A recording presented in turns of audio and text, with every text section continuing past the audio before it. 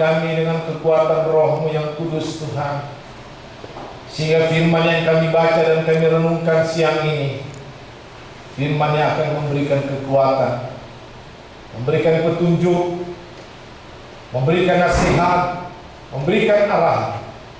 Bahkan firman yang akan menuntun kami menuju kepada keselamatan yang kekal. Pengurapan-Mu mengalir bagi hamba-Mu ini Tuhan. Pakai hamba-Mu dengan kuasa-Mu yang dahsyat dan luar biasa, menyampaikan isi hati Tuhan bagi kami semua. Kami siap membaca dan merenungkan firman-Mu di dalam nama Tuhan Yesus Kristus. Amin. Puji Tuhan. Shalom. Ya, kita akan membuka kitab 1 Raja-Raja pasal yang ketiga. Kitab 1 Raja-Raja pasal yang ketiga, sesuai dengan kalender gereja kita, di minggu ke-6 setelah Trinitatis.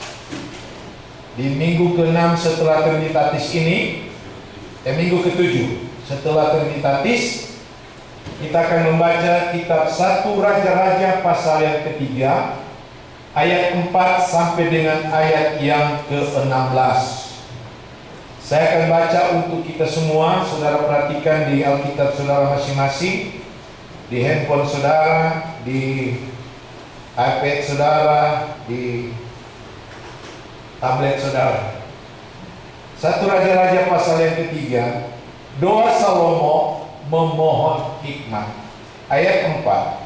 Pada suatu hari raja pergi ke Gibeon untuk mempersembahkan korban, sebab disitulah bukit pengorbanan yang paling besar.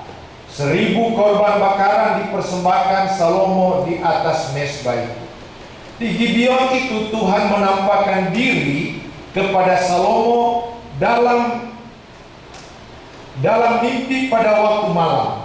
Berfirmanlah Allah, mintalah apa yang hendak kuberikan kepadamu.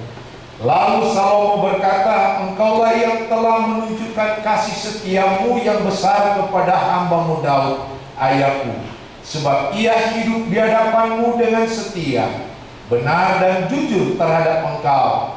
Dan engkau telah menjamin kepadanya kasih setia yang besar itu, dengan memberikan kepadanya seorang anak yang duduk di tapanya seperti pada hari ini.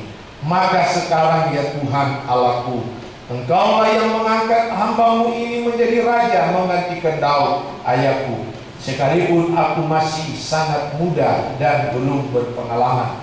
Demikianlah hamba-Mu ini berada di tengah-tengah umat-Mu yang Kau pilih, suatu umat yang besar yang tidak terhitung dan tidak terkira banyaknya. Maka berikanlah kepada hamba-Mu ini hati yang faham menimbang perkara untuk menghakimi umat-Mu, dengan dapat membedakan antara yang baik dan yang jahat. Sebab siapakah yang sanggup menghakimi umat-Mu yang sangat besar ini? Lalu adalah baik di mata Tuhan bahwa Salomo meminta hal yang demikian. Jadi berfirmanlah Allah kepadanya, oleh karena engkau telah meminta hal yang demikian, dan tidak meminta umur panjang atau kekayaan atau nyawa musuhmu, melainkan pengertian untuk memutuskan hukum, maka sesungguhnya aku melakukan sesuai permintaanmu itu. Sesungguhnya aku memberikan kepadamu hati yang penuh hikmat dan pengertian, sehingga sebelum engkau tidak ada seorang pun seperti engkau, dan sesudah engkau tak akan bangkit seorang pun seperti engkau. Dan juga apa yang tidak kau minta aku berikan kepadamu, baik kekayaan maupun kemuliaan, sehingga sepanjang umurmu tak akan ada seorang pun seperti engkau di antara raja-raja. Dan jika engkau hidup menurut jalan yang kutunjukkan dan tetap mengikuti segala ketetapan dan perintahku, sama seperti ayahmu Daud, maka aku akan memperpanjang umurmu. Puji Tuhan. Cukup panjang pembacaan Alkitab kita siang hari ini, amat sangat menolong bagi mereka yang jarang membaca Alkitab. Kayaknya bagian pengkajian materi khotbah yang ada di pusat kita di di Sumatera Utara tahu persis kondisi keadaan jemaat, sehingga menaruh ayat-ayat yang cukup panjang dibaca supaya yang tidak ada waktu untuk membuka Alkitab, berbahagialah dia hari ini karena mendengar ayat yang sudah saya baca cukup panjang. Sudah dibaca orang dan tidak dengar pula, keterlaluan. Udah ditolong baca tidak ngerti, keterlaluan. Nah, saudaraku yang kekasih dalam Tuhan, pembacaan Alkitab kita hari ini dengan tema hati yang penuh hikmat, ini merupakan kelanjutan dari khotbah minggu lalu. Kalau khotbah minggu lalu adalah hidup di dalam hikmat dan kasih. Kalau minggu lalu kehidupan yang dituntut memiliki hikmat, tetapi hari ini bukan hanya kehidupan yang memiliki hikmat, tetapi hati yang memiliki hikmat dan pengertian. Apa yang kita baca tadi adalah juga satu pernyataan Tuhan kepada seorang raja yang baru yang bernama Salomo. Seorang raja yang masih muda, seorang raja yang dipercayakan untuk memimpin umat Israel yang cukup besar. Dan bagi saya, dia adalah seorang raja yang tahu diri. Seorang raja yang tahu siapa dirinya, belum berpengalaman, usia masih muda, belum terlalu banyak tahu tentang kepemimpinan. Oleh sebab itu, kesadarannya, keterbatasannya itu, dia tahu siapa dirinya. Dan saya sangat bangga dalam kekurangannya itu, dia mencari satu pribadi yang mampu melakukan lebih dari segala keterbatasannya, yaitu Tuhan. Alkitab berkata, satu saat Salomo pergi ke satu tempat namanya Gibeon, satu tempat di mana selalu orang Israel mengadakan korban persembahan, satu tempat yang cukup besar, satu tempat yang cukup luas. Salomo memberikan korban persembahan 2.000 ekor binatang untuk dipersembahkan. 1.000 maksud saya, 1.000. Cukup besar tempatnya itu. Dan dalam persembahan itulah, maka satu saat Tuhan memberikan mimpi kepada Salomo. Dalam dia mempersembahkan sesuatu, Alkitab berkata Tuhan memberikan mimpi. Saya akan baca ayat itu untuk kita semua. Pada suatu hari raja pergi ke Gibeon untuk mempersembahkan korban, sebab disitulah bukit pengorbanan yang paling besar. 1.000 korban bakaran dipersembahkan Salomo di atas mezbah itu. Di Gibeon itu Tuhan menampakkan diri kepada Salomo dalam mimpi pada waktu malam. Berfirmanlah Allah, mintalah apa yang hendak kuberikan kepadamu. Saudara, sangat luar biasa. Waktu dia mempersembahkan korban kepada Tuhan, Alkitab berkata waktu dia mimpi, Tuhan memberikan penglihatan. Waktu mimpi berarti tidur. Tidak ada orang mimpi waktu melek. Yang ada menghayal. Kalau melek bukan mimpi, menghayal. Andaikan aku mendapat Powerball. Setiap dia lewat di gas station sudah berapa bilion. Seandainya aku dapat Powerball, tak kupeduli lagi itu green card, cepat ku pulang ke Indonesia. Aku deposit, ongkar kaki di rumah, makan bunganya. Hidup happy di Indonesia. Itu namanya menghayal, bukan bermimpi di siang bolong. Salomo dia mimpi di waktu malam. Nah, di waktu dia mimpi, Tuhan yang tawarin, Salomo, minta apa yang kamu mau, akan kuberikan.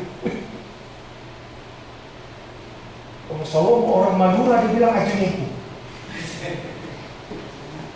Aji mumpung. Apa Tuhan nggak salah? Coba sekali lagi. Minta apa yang kamu mau. Tetapi luar biasa. Di waktu Tuhan bilang minta apa yang kamu mau, Dia tidak minta kekayaan. Dia tidak minta harta.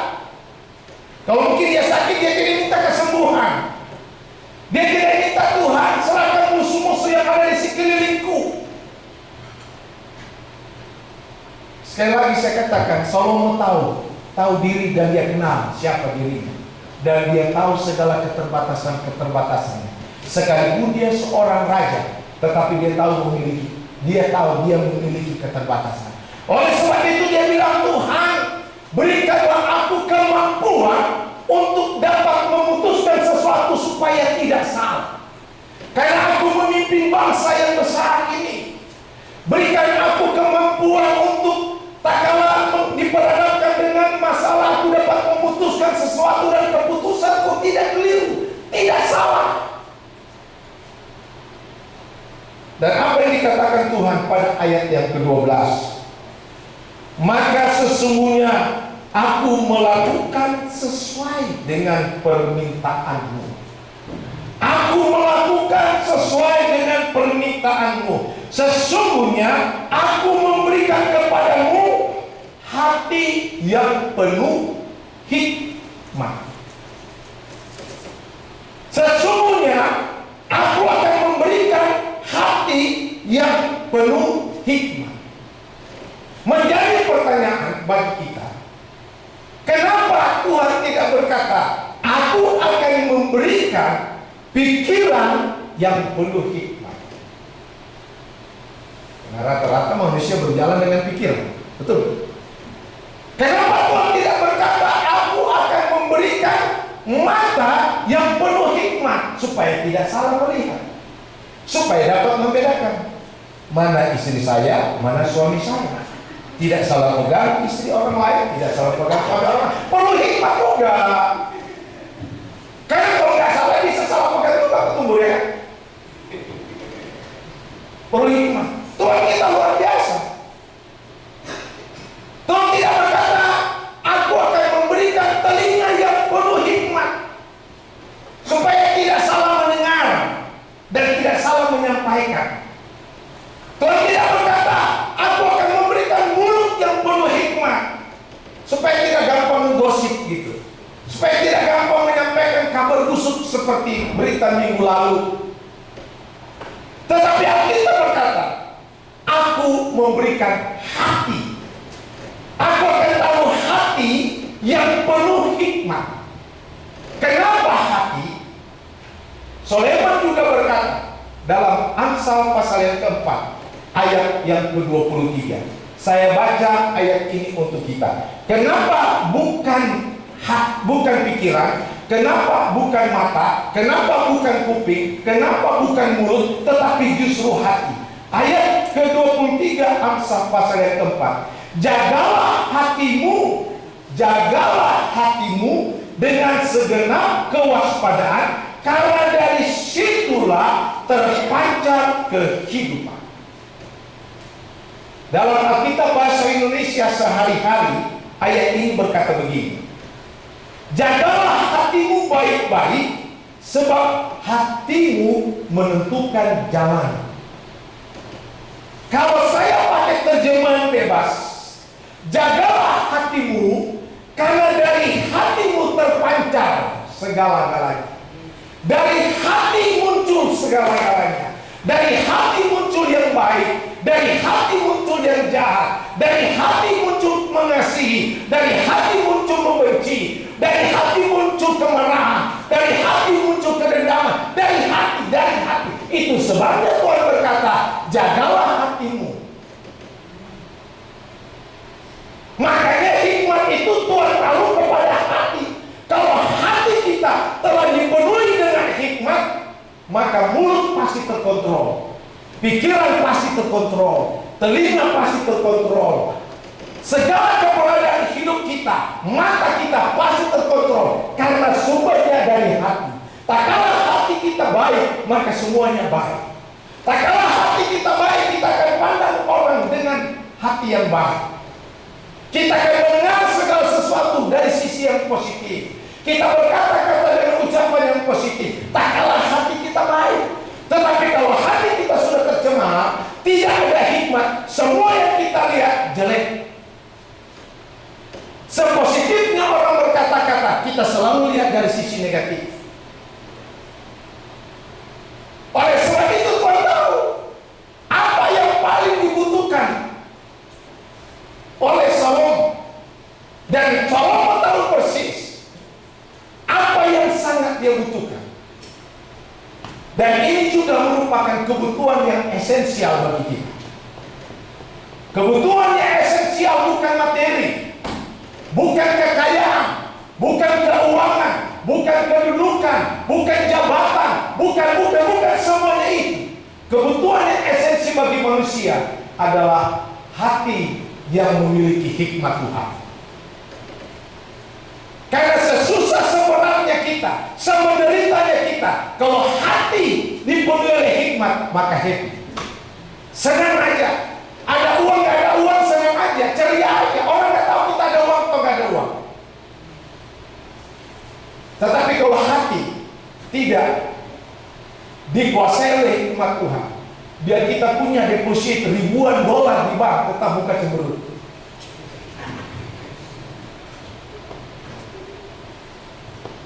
Hati yang penuh hikmat, dan ini yang dibutuhkan oleh Salomo.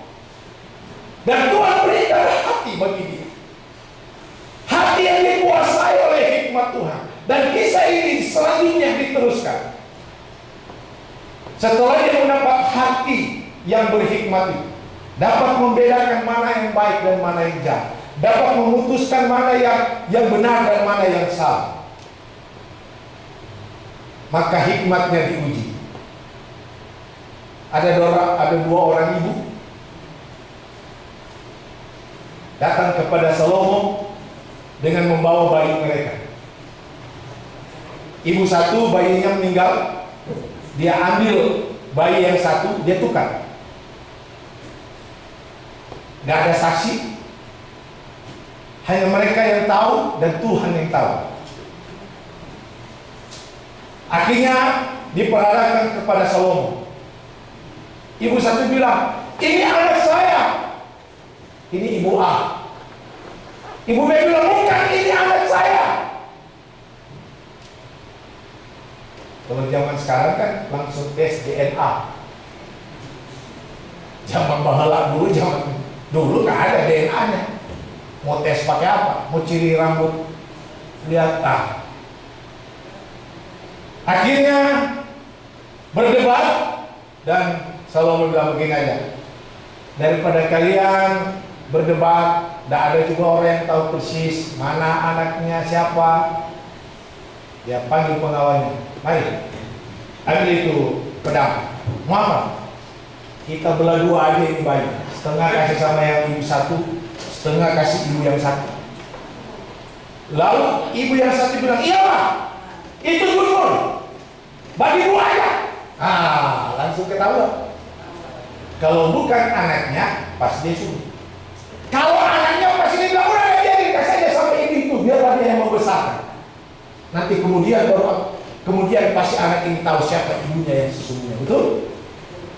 Ibu yang punya anak ini bilang, oh jangan kasih aja sama dia. Ibu yang bukan punya anak ini, udahlah, potong dua bagi dua lah. Ini hikmat Tuhan yang Tuhan berikan kepada Salomo, dan langsung dipraktekkan. Dan ini amat sangat kita butuhkan dalam perjalanan hidup kita, supaya kita tidak salah di dalam memutuskan segala sesuatu. Percaya atau tidak percaya, sadari atau tidak sadari, setiap kita memulaikan aktivitas, bangun pagi, kita diperhadapkan dengan pilihan, diperhadapkan dengan untuk mengambil keputusan. Mau kerja atau polisi kira-kira? Mau kerja atau mau polisi? Kalau kerja, udah mulai mikir. Nah, perlu hikmat di dalam memutuskan. Kalau enggak, memakai hikmat Tuhan yang ada, kebohongan, yang ada kompromi, menuju kepada satu kehancuran. Oleh sebab itu, Salomo ini memberikan contoh yang sangat baik dan sangat luar biasa. Pertama, dia memberikan contoh bahwa dia tahu siapa dirinya. Dan ini kita harus tahu, kita menyadari diri kita. Kita bukan satu pribadi yang sangat-sangat sempurna, satu pribadi yang serba komplit, satu pribadi yang tidak memiliki kekurangan. Siapapun kita, kedudukan apapun kita adalah pribadi yang memiliki kekurangan-kekurangan. Dan kita sangat membutuhkan pertolongan Tuhan. Kita membutuhkan hikmat Tuhan untuk menyertai hati kita dalam perjalanan hidup ini. Kita membutuhkan Tuhan. Contoh yang kedua, Salomo memberikan contoh bahwa dia tahu apa yang paling dibutuhkan. Dia tahu persis apa yang paling dibutuhkan. Kedudukannya tidak menjamin dia dapat memutuskan sesuatu yang benar. Keuangannya tidak dapat menjamin dia untuk dapat memutuskan sesuatu yang benar dan salah. Dan semuanya. Dia membutuhkan pertolongan Tuhan lewat hikmat yang Tuhan taruh di dalam hati. Dan ketiga, Salomo memberikan contoh. Dia bukan pribadi yang ajas manfaat, aji mumpung. Dia tidak langsung, karena Tuhan yang inginkan apa yang harus minta. Aku minta ini, aku minta itu.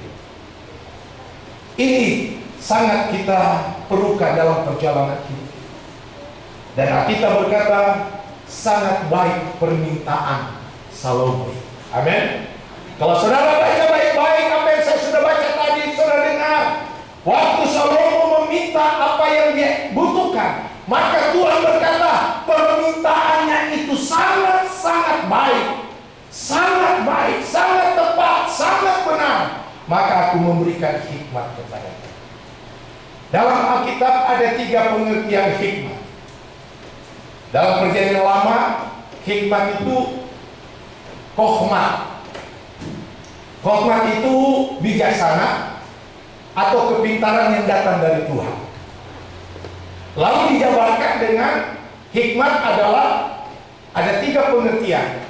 Hikmat secara teknis, pengetahuan secara teknis yang berhubungan dengan talenta, berhubungan dengan karunia yang Tuhan berikan kepada setiap pribadi kita untuk kita kembangkan secara baik, yang kita latih setiap hari, sampai kita dapat mempraktikkan talenta itu secara sempurna. Istri saya senang nonton atraksi talenta di televisi, dan saya akhir-akhir senang juga nonton itu. Itu hikmat, pengetahuan yang Tuhan berikan. Dan mereka dilatih. Mereka yang memiliki kemampuan talenta itu, apa yang sudah ada dalam diri mereka, mereka latih mungkin sejak anak-anak sampai mereka menjadi mahir. Itu hikmat yang berhubungan dengan talenta, yang dikembangkan lewat latihan. Hikmat pengetahuan, bisa nyanyi kayak Pak Murni, kalau nyanyi membuat saya terpesona. Suaranya bagus, menarik gitu. Itu talenta, hikmat yang Tuhan berikan. Hikmat teknis. Ada hikmat yang melibatkan intelektual. Ada satu kisah seorang ayah dulu begini kepada anaknya, angkat itu kursi, kasih pindah masuk ke ruangan. Anak ini panggil temannya, dengan bersusah payah mereka coba kasih masuk itu kursi, itu sofa, nggak bisa masuk ke ruangan sebelah. Sudah berjam-jam, lalu ayahnya datang, loh, kenapa sofa ini nggak pindah? Susah Pak. Oke, coba angkat, diangkat. Coba kasih masuk, mereka masuk. Ada kasih masuk berdiri, ada kasih masuk melintang. Lalu bapaknya bilang ini, angkat pelan-pelan, coba kasih masuk kakinya dulu. Masuk kakinya, putar pelan-pelan, masuk. Nah ini melibatkan intelektual, hikmat. Kalau Bapak ini tidak memiliki hikmat, selalu istilah saya, sampai ayam bertumbuh gigi, itu sofa tidak akan pindah ke ruangan saya. Ini perlu hikmat, kira-kira masuk dari mana? Mana duluan dikasih hasil, gitu kan? Kalau soal pindah memindah angkat barang, saya cukup profesional. Selama 8 tahun mungkin sudah 4-5 kali pindah, Pak. Soal angkat mengangkat, kasih masuk di tempat yang nggak memungkinkan, calling saya. Ada hikmat soal kasih masuk sofa. Itu delivery nggak bisa kasih masuk, nanti saya kasih masuk, bisa masuk. 4-5 kali kami pindah terus. Ya namanya hidup di bawah yang lain, hanya di surga yang tetap kekal selama-lamanya. Kalau hidup di bawah langit ini hanya bersifat sementara. Sebentar di Aurora, berikut di Denver, sampai satu saat berakhir di surga. Nggak pindah-pindah di sana, karena nggak bayar sewa.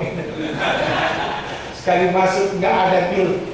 Tahun depan naik ya. Ya, tahun ini masih 1.500, tahun depan 2.000, nggak ada di surga. Permanen.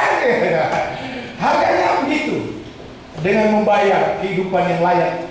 Selama Tuhan izinkan kita hidup di muka bumi ini, kita telah deposit tempat tinggal, masuk free. Tapi kalau kita tidak deposit dari sini, surga hanya tinggal cerita. Kan tahu cerita lagu surga hanya tinggal cerita. Cuma tahu surga, tetapi tidak pernah nikmati. Kenapa? Tidak pernah deposit. Cuma ada deposit terus di bank. Takut kehabisan uang, takut nggak makan di Amerika. Coba deposit untuk tempat yang sifat kekal di sana. Di sana nggak deposit uang, cuma deposit waktu bersekutu dengan Tuhan, deposit berdoa dengan Tuhan, deposit baca firman Tuhan, gitu kan? Ini nggak ada yang susah, gitu kan? Nggak ada yang kita deposit di sana, ya. Tetapi saya percaya kalau kita memiliki hati yang penuh hikmat, kita tahu apa yang perlu untuk tempat yang kekal di sana. Amin. Ya, Alkitab berkata, hikmat yang kedua adalah hikmat yang berhubungan dengan intelektual, dan ketiga adalah hikmat rohani. Hikmat rohani yang dihubungkan dengan epistel yang kita baca tadi, 1 Korintus 2 ayat 6, mengkisahkan bagaimana hikmat yang datang daripada Tuhan. Hikmat rohani adalah hikmat yang bukan hanya kita miliki untuk dapat mengetahui hal-hal yang bersifat jasmani, tetapi hal-hal yang bersifat rohani. Yang kita berkata kita tahu pun apa yang ada di dalam diri Tuhan. Untuk mengetahui apa yang ada di dalam diri Tuhan, hanya orang yang memiliki hikmat rohani. 1 Korintus pasal yang kedua tadi, dalam epistel yang sudah kita baca. Hikmat duniawi tidak dapat mengukur hal-hal yang rohani, tetapi hikmat rohani dapat mengukur segala sesuatu yang bersifat jasmani sampai dapat mengukur apa yang ada di hati Tuhan. Hikmat rohani. Dan itulah yang diinginkan oleh Tuhan, supaya kita meminta hikmat dari Tuhan. Karena hikmat dari Tuhan bukan hanya sekedar menguntungkan diri kita, tetapi juga dapat menguntungkan orang lain. Kalau Salomo tidak memiliki hikmat dari Tuhan, bukan hanya sekedar menguntungkan dirinya, tetapi dia dapat menolong masyarakatnya. Amin. Itu hikmat. Kalau hikmat yang dari dunia ini, itu hanya berfokus demi keuntungan diri sendiri. Yang penting aman, gitu. Yang penting aku safe, gitu. Untuk orang lain nggak mau tahu, dia mau jalan kaki di atas, kepala di bawah, I don't care. Yang penting saya aman dulu. Itu hikmat, gitu. Nggak peduli dengan kesusahan orang lain, nggak peduli dengan penderitaan orang lain. Yang ada adalah yang berhubungan dengan diri sendiri. Tetapi hikmat Tuhan tidak. Hikmat Tuhan selalu berhubungan dengan orang lain, berhubungan dengan lingkungan yang ada. Bukan hanya sekedar menolong dirinya, tetapi juga menolong orang lain. Saya percaya itu yang Tuhan inginkan dalam hidup kita. Kita minta supaya Tuhan berikanlah aku hikmat. Dan bagaimana cara supaya kita dapat memiliki hikmat? Alkitab berkata di dalam kitab yang sudah kita baca. Yang pertama, supaya kita dapat memiliki hikmat seperti Salomo. Salomo berkata, dia meminta kepada Tuhan. Saya percaya Tuhan kita adalah Tuhan yang tahu persis apa yang menjadi kebutuhan kita. Tak kalau kita meminta kepadanya, maka dia Tuhan yang dapat memberi. Alkitab berkata,